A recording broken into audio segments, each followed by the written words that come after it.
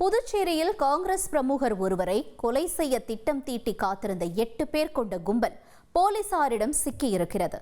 இதன் பின்னணி என்ன பார்க்கலாம்.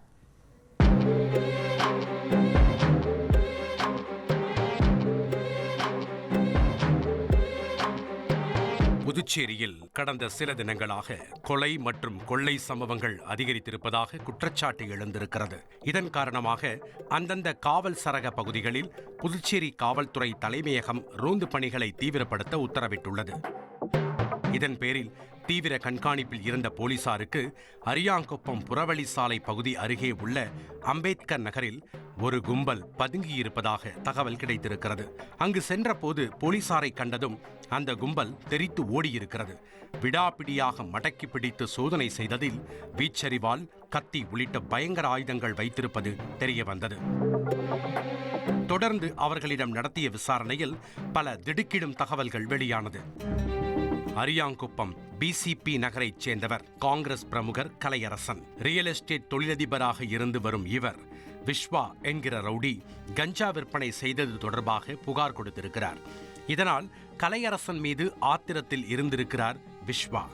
இதற்கிடையே இடம் விற்பனை தொடர்பாக பிசிபி நகரைச் சேர்ந்த ராஜ்குமாருக்கும் கலையரசனுக்கும் இடையே முன்விரோதம் இருந்திருக்கிறது.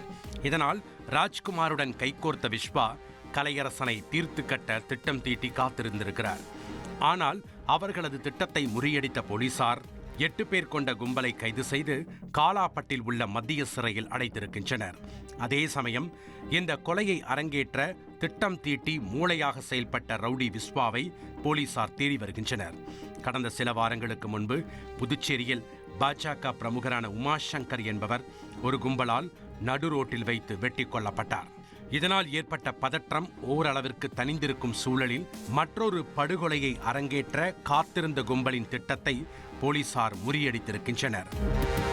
இதுபோன்ற குற்ற சம்பவங்கள் நடக்காத வகையில் காவல்துறை கண்காணிப்பை தீவிரப்படுத்த வேண்டும் என்பதே பொதுமக்களின் கோரிக்கையாக உள்ளது.